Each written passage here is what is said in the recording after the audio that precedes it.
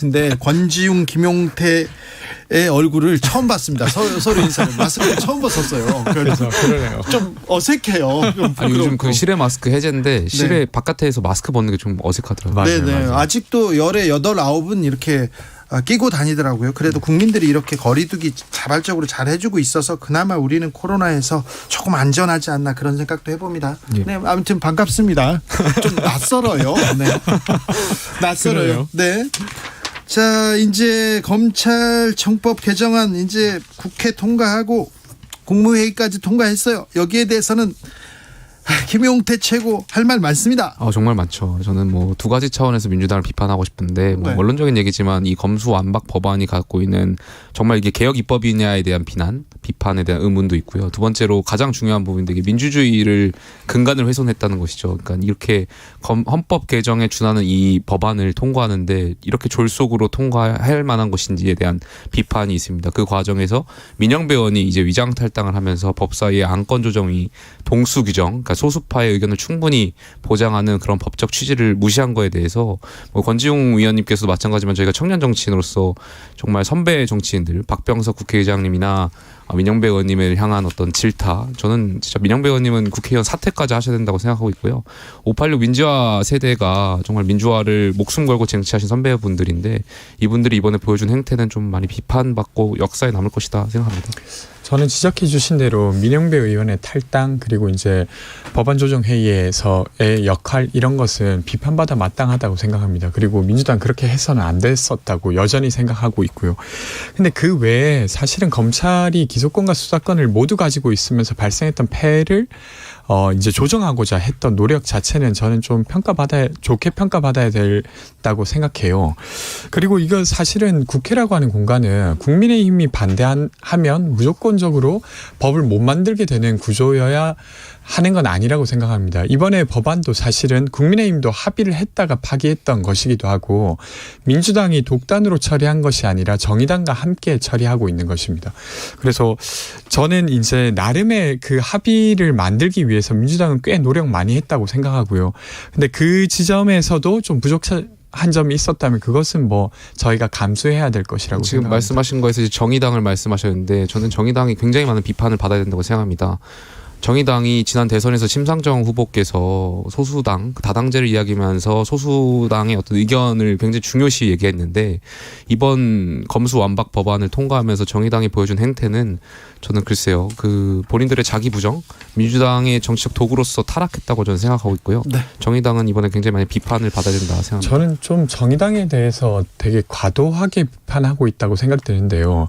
이건 이제 민주당을 따른 게 아니라 검찰개혁에 대한 정의당의 입장을 밝힌 것입니다. 저는 그리고 그것이 이제 국민의힘과는 다를지라도 그렇다고 해서 그것이 그냥 민주당과 한패였다 이렇게 말하는 건 저는 좀 과하다고 생각하고요. 이 검수완박을 통과하는 게 두 가지 법안이었지 않습니까? 검찰청법과 형사소송법 개정안이었는데 처음에는 정의당이 검찰청법에 대해서는 이제 본회의에 참석해서 이제 표결했죠. 근데 거기에 관련해서 정의당이 이런 소수파의 의견을 충분히 보장하지 못했다는 자기 부정이라는 비판이 있다 보니 오늘 있었던 형사소송법 개정안은 정의당이 기권을 하거나 참여하지 네. 않았어요. 저는 정의당이 눈치 보고 있다고 생각하고 있고요. 여기에 대해서는 강하게 비판해야 된다고 생각합니다. 국민의힘 말고는 다 강하게 비판받아야 됩니까? 정의당의 그런 자기 부정 행태에 대해서는 비판해야 된다고 생각합니다. 그렇지 않습니다. 그러니까 형사소송법의 경우에도 고발인의 이 신청권이 이제 삭제된 것에 대해서 이제 항의를 한 것이지 형사소송법 자체가 개정될 필요가 없었다고 밝힌 건 저는 아니라고 봅니다. 그러니까 민주당의 많은 민주당을 지지하는 변호사들조차도 이 법안에 대한 굉장히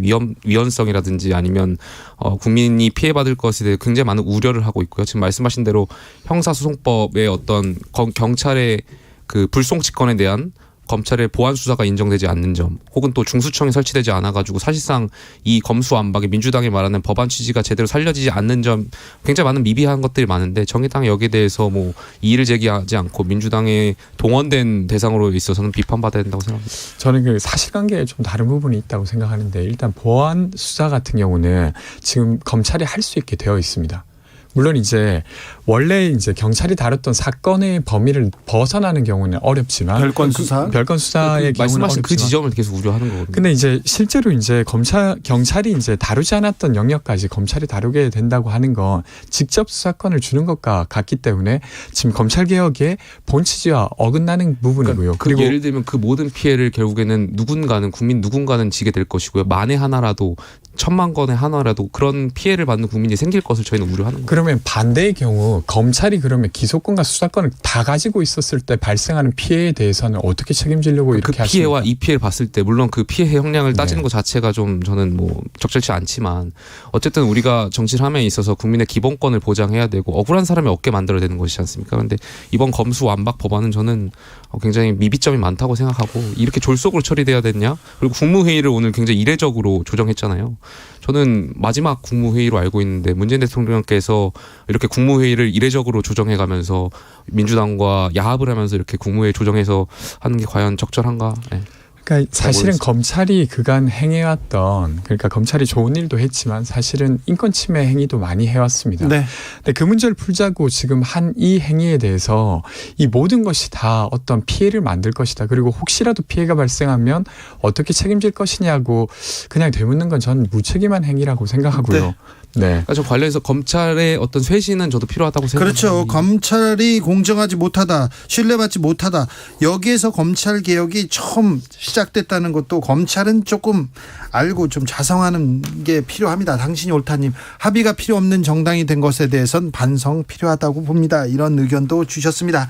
자, 청문회로 가볼까요? 김인철 부총리 겸 교육부 장관 후보자 자진 사퇴했습니다. 요거는 어떻게 보셨습니까? 김용태 최고. 예, 오전에 저희 김인철 부총리 후보자께서 사퇴하셨고요. 저는 그 결정을 존중합니다. 네. 다소 늦었지만 김인철 장관 후보자에게 쏟아진 각종 의혹을 사회 지도층으로서 계속해서 의혹 같은 것을 해결해 주셨으면 풀어주셨으면 좋겠고요.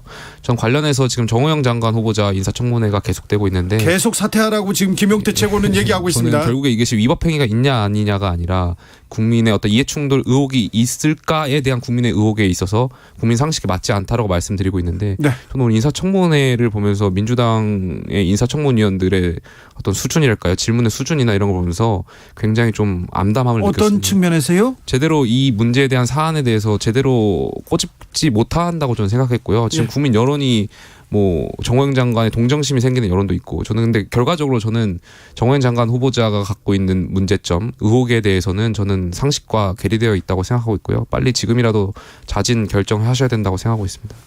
네, 저도 정호영 후보자의 경우에도 사실은 아들과 딸의 편입 과정에 대해서 계속 석연치 않은 상태예요.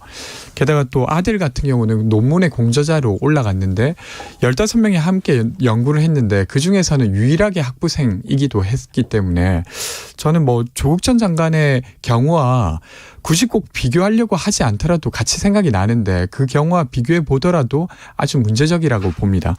그리고 김인철 후보의 경우에는 사실 방석집이라고 여기서 말하기 좀 어색할 만큼 사실 논문 심사 과정이랑은 전혀 연결되기 어려운 공간에서 심사가 이루어졌고 그 공간에서 심사가 이루어졌기 때문에 5번의 심사가 아니라 3번의 심사로 줄어든 것 같다라고 심사를 받았던 사람이 말했던 것이잖아요. 그래서 그런 부분이 매우 부적절했다고 생각하고 사실 교육자로서도 적절하지 않았다고 생각해요. 네. 그러니까 학생들을 되게 억압적으로 다루었거든요. 그래서 그런 지점도 문제가 정호영 장관 되었다고 후보자에서 생각합니다. 잠깐 짧게 말씀 더 드리면 보건복지부 후보자로서 청문회를 하면서 정말 중요한 자리잖아요. 저희가 코로나로 인해서 이 보건복지가 해야 될 일들, 정책 결정해야 될 그렇죠. 일들이 굉장히 많은데 지금 정호영 장관 후보자를 생각을 지금 해보면 사실 머리에 남는 어떤 앞으로의 방향성이나 비전이 생각나지 않고 이해충돌의 의혹만 남는다는 것이죠. 그래서 네. 장관이 되신다 하더라도 저는 과연 보건복지부를 잘 이끌 수 있을지에 대한 의문은 있습니다. 맞습니다. 네,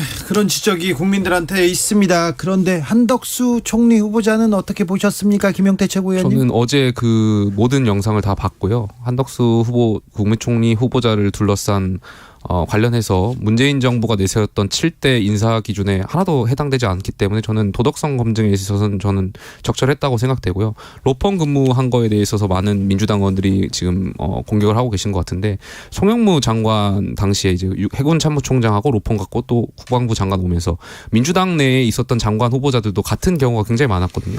여기에 비교했을 때 과연 한덕수 국무총리 후보자가 갖고 있는 연봉의 액수가 적절했는가에 대한 질문이었는데 저는 적절했다고 생각되고요. 이분이 로펌에서 근무할 때 전 사적 영역을 그러니까 그분이 이제 총리를 지내면서 갖고 있었던 공적 정보를 가지고 사적 이득을 취했다고 생각하진 않았습니다. 왜냐하면 어제 그 본인이 로펌에서도 자문을 하면서 공적인 영역, 우리나라의 해외 기업을 유치하는데 일자리를 창출하고 우리나라의 경제 정책을 해외에 설명하는데 그런 공적 마인드를 가지고 더 설명했기 때문에 저는 적절했다고 생각합니다.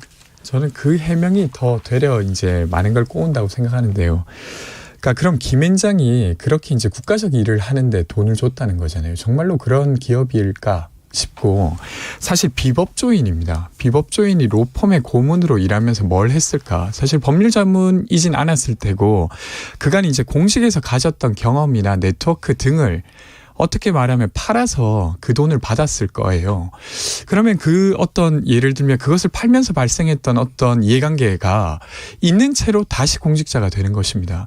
그러니까 과거에 이제 돈과 권력 중에 하나만 택해야 된다라는 말이 있듯이 사실은 이제 권력을 가지고 있다가 그 권력의 네트워크를 가지고 돈을 벌었어요. 큰 돈을. 그리고 나서 다시 공직에 들어온다고 하는 건 사실 여러 가지 측면에서 이해관계가 충돌될 가능성이 매우 높습니다. 그렇게까지 해야 할까 이런 생각이 그러니까 여전히 듭니다. 로펌을 근무하면서 얻었던 경험 그리고 공직 후보자로서 공직자로서 경험 그 우리나라의 굴지의 모든 요직을 다 하셨던 경험 이 네트워크와 경험을 가지고 저는 우리가 처한 어떤 위험 이런 직면한 과제를 저는 총리 후보자께서 잘 헤쳐나갈 수 있을 것이라고 생각되고요. 그리고 본인이 갖고 계신 그런 경험을 가지고 우리 사회에 선한 영향력을 끼치는데 이용할 수 있다고 생각합니다. 근데 지금 권지웅 의원께서 말씀하신 대로 그런 논리로 접근하자면 문재인 정권에서도 많은 장관 후보자들이 공직과 로펌을 왔다 갔다 거렸거든요. 그때 당시에 이철희 의원께서 지금 정무수석이죠. 송영무 장관 당시 후보자를 향해서 그 로펌 근무한 공직자에서 로펌을 가고 다시 공직자로 온 거에 대해서 그때는 로펌 근무가 어떤 대한민국의 공적 영역의 법적 체계를 시스템을 만드는데 굉장히 좋은 경험이 될 것이라고 발언도 하셨거든요. 저는 그런 연장선상에서 이번에 한덕수 총리 후보자도 굉장히 좋은 영향을 가지고 대한민국에 좋은 선한 영향력을 끼칠 거라 생각합니다. 이철희 정무수석이 쓸데없는 얘기를 하셨네요. 그러니까 저는 거기에 그 동의하지 않기 때문에 네네. 예를 들면 김앤장에 근무했던 경력이 왜 대한민국 운영하는 데 도움이 됩니까? 그러니까 그 과정에서 김앤장에서 근무하시면서 해외에 있었던 많은 영업 비밀상으로 누굴 만났는지 밝힐 수는 없겠지만 그 해외 정책 결정권자들과 네트워크를 통해서 대한민국의 경제 정책을 설명하시고 네. 또 대한민국의 투자를 유치하는 데 있어서 역할을 했기 때문에 저는 네. 공적 마인드가 있다고 생각합니다. 제가 네. 기사를 쓰면요. 돈 많고 힘 있는 사람들이 대형 로펌을 써요. 네. 대형 로펌에 막 대표 변호사나 막 거물 변호사들이 오지 않습니까? 그럼 판사들이 움직이는 게 흔들리는 게 보여요. 그래서 거기서 이렇게 변호를 하지 않습니까? 네. 그러면 너무 미운 거예요. 네. 이렇게 악의 편에서 저 힘을 쓸까 이런 생각을 제가 혼자 가졌어요. 전범기업 변호를 하자 한덕수 총리 후보자가 그럼 하지 말아야 하나 이렇게 얘기하는데 그렇게 안 하고도 그 돈을 벌고 그렇게 안 하고도 좋은 일을 하는 경우가 많아요. 그렇습니다. 그죠? 그런데 그게 꼭 이렇게 좋은 영향력은 아닐 것 같아요. 그죠? 저는 대한민국에서 네. 김앤장이라고 하는 로펌의 고문을 하면서 아주 공익적인 일을 했다고 주장하는 건 많은 국민들이 보기에 되게 선뜻 이해가 안 되는 부분이라고 생각합니다. 근데 그걸 억지로 마치 국가를 위해서 일한 것처럼 말하려고 하니까 더 이야기가 꼬인다고 생각하고 저는 그 발언은 두고두고 더 문제가 될 거라고 생각합니다. 저는 어쨌든 어제 인사청문회 과정을 보면서 한덕수 총리 후보자께서 말씀하신 내용을 바탕으로 해서 말씀을 드리는 거니까요. 네. 본인께서 개별 기업의 이익을 위해서 하지 않았다. 그리고 또 본인께서 어떤 역할을 했는지 충분히 설명이 됐다고 저는 생각하기 때문에. 김용태 최고위원도 그렇게 생각하진 않을 거예요. 네. 자, 그런데요. 이거 물어보고 싶었어요. 윤석열 당선인이 약속한 병사 월급 200만 원. 이거 청년들이 굉장히 큰 관심을 가졌는데 청년들의 바람대로 되지는 않은 것 같은데 어떻게 보셨습니까, 김용태 최고위원? 저는 여기서 민주당에서 말바꾸기라고 지적이 있는데 뭐 네. 사실 말바꾸기라기보다는 정책을 수행하는 과정에서 여러 가지 여건을 현실에 맞추면서 이제 최소한 그 저희 당선인께서 주장하는 취지를 살려서 접근한 공약이라고 생각하고 있고요. 뭐 관련해서 이 공약이 계속해서 청년들에게 희망을 드릴 수 있도록 저도 여당이 될 사람으로서 또 많이 잘 지켜보도록 하겠습니다. 저는 이 공약이 없어지지 않아서 정말 다행이다 싶은데 사실은 말을 바꾼 게 맞습니다. 공약을 파기한 게 맞고 왜냐하면 공약 파기는 문재인 대통령이 더 많이 아닙니다. 하셨고요. 이 부분은 어쨌건 왜냐하면 이 부분은 이재명 후보가 먼저 200만 원 공약을 냈어요. 근데 28년까지 하겠다 이런 거였거든요. 그 다음에 윤석열 후보가 냈기 때문에 다른 사람들이 많이 질문했죠. 뭐가 다르냐고. 그랬더니 취임 즉시 하겠다고 하는 걸 매우 강조했습니다. 근데 취임이 되니까 말을 바꾸고 공약을 파기한 것이죠. 그래도 다행스러운 건 좀 나중에라도 하겠다고 하는 것인데 어쨌건 공약을 파기한 건 맞습니다. 공약 파기는 아니고요. 뭐 공약을 이행하는 과정에 있어서 그럼 예를 들면 공약을 이재명 후보와 공약 비슷하게 파기는 28년까지 200만 원으로 하겠다고 했으면 저는 공약 파기라고 말하기 어려웠을 텐데 공약 파기는 저 문재인 대통령께서 청와대 저 광화문 시대 열겠다고 하고 광화문 시대 열지 못한 게 공약 파기인 그 거죠. 부분도 공약을 바꾼 것이고 이것도 공약을 파기한 게 맞습니다. 그러니까 저희 당선인께서 내세웠던 취지를 좀 잘 이해해 주셨으면 좋겠습니다. 네. 6466님께서 두 분 다 우리나라의 소중한 청년 정치인입니다. 너무 국민의힘화, 민주당화 되지 마시고 바른 정치, 젊은 정치 부탁드립니다. 얘기하시고. 저희 네. 사석에서 굉장히 상식적인 얘기 굉장히 많이 하고요. 네. 저희 당 양당에 있어서 뭐 얘기도 굉장히 많이 정보 교환도 하고 있습니다. 네. 3390님이 이번에 청년 발탁 왜 없는지 좀 알려주세요 물어봅니다. 그죠? 좀 안타깝죠. 저희 지방선거 말하시는 건가요? 지방선거든 지금 뭐 어디 내각이든 정부. 어디든 그 청년들 보이지 않습니다. 김용태 말고는 안 보여요. 아닙니다. 저희 당내 또 인수위 내에서 많은 청년들 활동하고 있고요. 물론 1기 내각에서 30대 장관이 탄생하지 못했지만 아마 2기 내각에서는 탄생할 수 있도록 저희 청년들도 부단히 노력할 거고 당선인께서도 뭐 그 약속 이행하실 거라고 저는 믿고 있습니다. 네.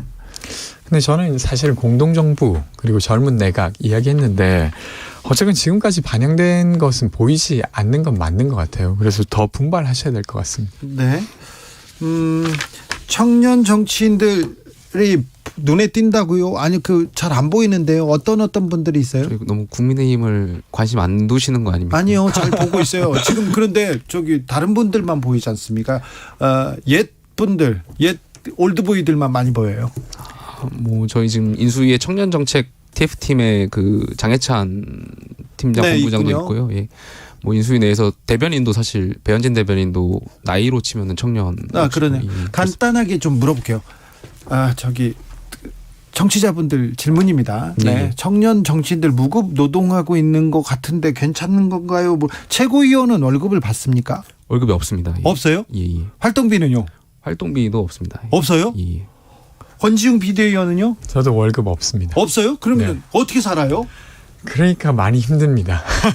그러면 어떻게 해? 근데 뭐- 이런 거는 만들어줘야지. 뭐 정치가 이제 업으로 보냐 이런 건데 예. 저는 뭐 권지웅 비대위원도 마찬가지고 사실 저희가 정치를 하는 목적에 굉장히 각각 이루고 싶은 게 있고 바꾸고 싶은 개혁적인 것들이 있지 않습니까? 네. 그런 소신 것으로 하고 있는 거니까요. 여기서 뭐 무급이다 아니, 유급이다는 뭐 소신으로 어떻게 살아? 배는 채워야 될 거 아니에요. 좀 활동이 활발해지려면 또 이렇게 조금 지원을 해야 될 텐데 이런 거는 좀 개선해달라 이렇게 얘기를 좀 하는 게 맞지 않습니까? 그렇죠. 그러니까 사실은 월급을 안 받게 되면 경제적으로도 힘들지만 마치 일을 안 하고 있는 듯한 어떤 인상을 주나 봐요. 그래서 좀 한량처럼 느껴질 때가 있고요. 예전에는 정치 한량이고 다른 데 가서 돈도 받아 쓰고 막 그런 사람들이 있었는지 몰라도 지금은 시대가 달라졌잖아요. 네. 근데 이게 지금 어려운 것 중에 하나는 이제 법이 좀 가로막고 있는 부분이 있습니다. 그러니까 정당법에 보면 한 개의 정당이 최대로 유급 직원을 둘 수 있는 게 200명까지만 돼요.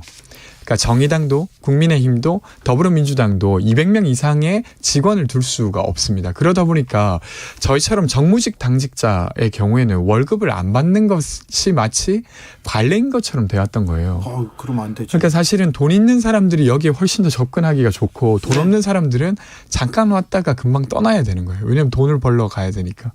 그래서 저는 이 문제는 다뤄야 된다. 애도 키워야 되는데. 맞아요. 지금 아이가 이제 100일이 다 돼가는데 저는 큰일 월급보다는 좀 다른 개념으로 접근하고 싶은데 저희가 과거에 정치가 투명하지 못했을 때 오세훈법이라고 해서 정치 자금을 투명하게 하기 위해서 원외 정치인들에 대한 후원금 제도를 다 폐지했거든요. 네. 정치 자금을 깨끗하게 하기 그것도 위해서. 잘못했어요. 의원들만 받을 수 있어. 예, 근데 이제는 사회가 많이 투명화됐고 또 청년 정치인들이 오히려 후원금 제도를 좀 열 수 있게 해서 굉장히 미국이나 선진국처럼 이 금액을 정치자금 투명하게 집행하는 게 중요한 거니까요. 저는 그런 제도를 좀 개편을 해서 개혁 입법을 해서 후원금 제도를 두는 게 좀 더 합리적이지 않나 이건 생각합니다. 개혁적인 법안입니다. 네, 그러니까 후원에도 그렇고 저는 월급을 받는 것도 필요하다고 봅니다. 그러니까 예를 들면 저희 같은 경우에 30대 중반 정도 됐지만 20대 초중반 같은 경우는 초반입니다. 예. 죄송합니다.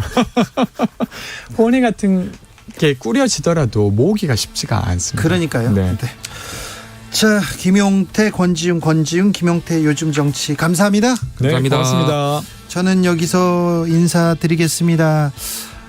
주변 사람들 군대 얼굴 보고 찍었다는데 어떻게 되나요? 굿 좋은 날 이렇게 하셨고요. 청년 국회의원들을 많이 장관직에 올려야 한다고 합니다. 이렇게 의견도 주셨습니다. 오늘 돌발 퀴즈의 정답은 노르웨이였습니다. 노르웨이. 저는 내일 오후 5시 5분에 돌아오겠습니다. 지금까지 주진우였습니다.